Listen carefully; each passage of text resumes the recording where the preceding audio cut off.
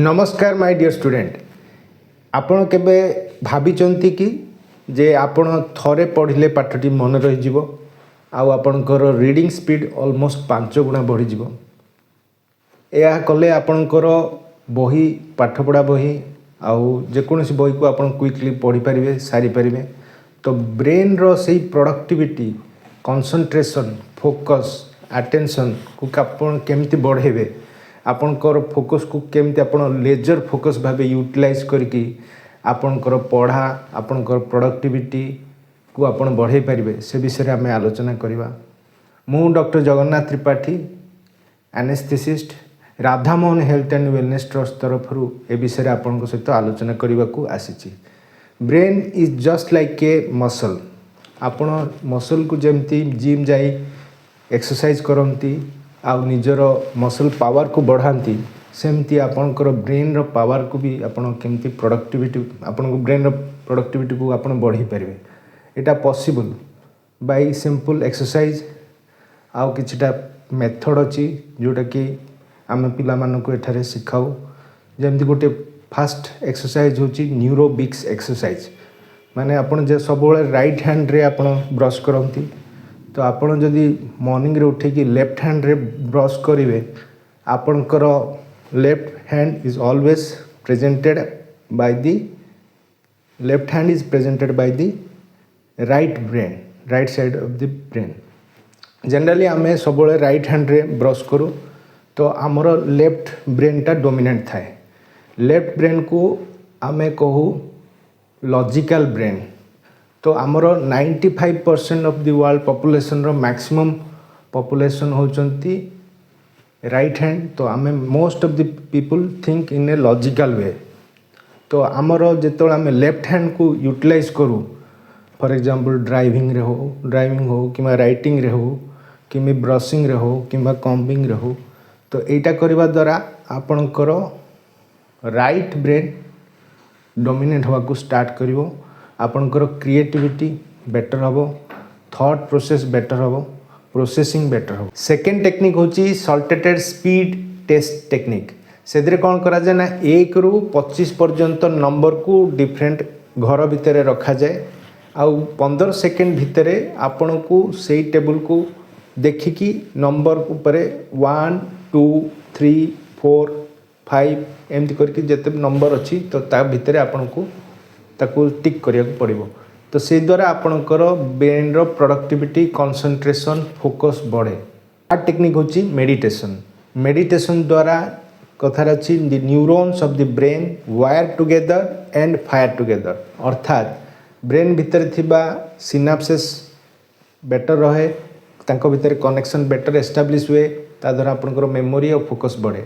कहीं जनरली आम जिते मेडिटेशन करूँ से ब्रेन जिते वेव्स गुड़ाक धीरे धीरे कमिवा को लगे। जमती आम जो आवेक थाउ ब्रेन रे आमर बीटा वेव थाए जो आम आखि खोली था जो आखि बंद करूँ से आमर ब्रेन रे अल्फा वेव स्टार्ट हुए देन थीटा डेल्टा आड़ को वेव जाए जो कि ब्रेन रे creativity positivity concentration focus awareness better हुए।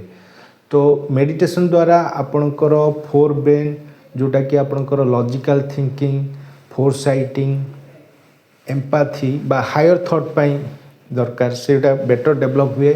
आउ लिम्बिक सिस्टम बोली गोटे ब्रेन गोटे पार्ट अच्छी से जमती कि अमाइगडाला तो से पार्ट रो साइज धीरे धीरे कमिवा को लगे।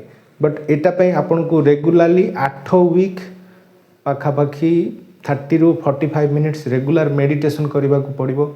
मेडिटेशन द्वारा पॉजिटिव थॉट्स बेटर हुए नेगेटिव थॉट्स डिक्रीज हुए ब्रेन रे थिबा हिपोकाम्पस रो साइज बढ़े तो ता द्वारा आपनकर मेमोरी बेटर हुए।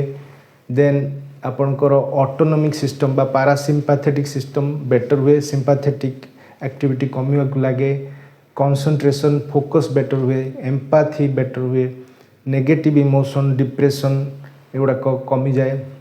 देन बेसल मेटाबॉलिज्म बढ़े सो ता द्वारा आपनकर वेट भी प्रॉपर्ली मेंटेन करिवे। तो मेडिटेशन जदि आपण रेगुलाली 30 ରୁ 45 मिनिट्स करती ताहले आपण तार बेनिफिट पाई परिवे। फोर्थ टेक्निक होची ब्लाइंड फोल्डेड टेक्निक। से कौन करा जाए ना जी निजर मेमोरी इंप्रूव करिया को चाहे निजर आखि बंद करके निजर ना को गोटे पीस ऑफ पेपर रे लिखिवे किंबा गोटे सर्कल गोटे पेपर रे भी ड्रॉ करि परिवे किंबा मोबाइल रे निजर ना को आखि बंद करके लिखिवे। या लिखिवा द्वारा करवा द्वारा आपणकर रिकॉल बेटर रहे आउ स्पेशल ओरिएंटेशन बेटर हुए। तो यही एक्सरसाइज को आपण जदि रेगुलरली करंती आपण को मेमोरी ऑटोमेटिकली इंप्रूव हो। फिफ्थ एक्सरसाइज होची कलर वर्ड चैलेंज। एथरे कौन करा जाए ना पर्टिकुलर वर्ड जेमती कि रेड वर्डटा जदि ब्लू इंक रे लिखाई ताले आम ताको ब्लू बोली पढ़ा। येलो वर्डटा जदि ग्रीन कलर इंक रे लिखाई ताले आम ग्रीन बोली पढ़ा। सेमती ग्रीन वर्डटा जदि येलो इंक रे लिखाई येलो बोली पढ़ा। तो एमतिया पढ़ा द्वारा आपणकर किसी सेंटर अच्छी ब्रेन रे ऑटोमेटिकली से ब्रेन से सेंटरटा ट्रेन हो जाए आउ सेटारे फोकस हुए। ट्रेन दी ब्रेन कंट्रोल सेंटर गोटे स्ट्रूप इफेक्ट बोली गोटे कॉन्सेप्ट अच्छी तादर कौन हुए ना जिते आम पर्टिकुलर वर्ड उपरे फोकस करूँ से वर्ड उपरे ऑटोमेटिकली ब्रेन फोकस न करी कलर उपरे फोकस करे ताको कहा जाए स्ट्रूप इफेक्ट। ए द्वारा कौन हुए ना आमर फोकस लेजर फोकस भाव काम करे। करने द्वारा आमर एबिलिटी फोकस हुए on command and switch between the task and ignore the distraction. आज आम जानिले 5टी प्रभावशील टेक्निक जो थरे कि आमे आमर निजर कंसंट्रेशन फोकस मेमोरी प्रोडक्टिविटी को बढ़ाई पारिबा। वीडियोटी को लाइक करंतु, चैनल को सब्सक्राइब करंतु एवं कमेंट माध्यम रे आपनकर मतामत जणांतु। धन्यवाद।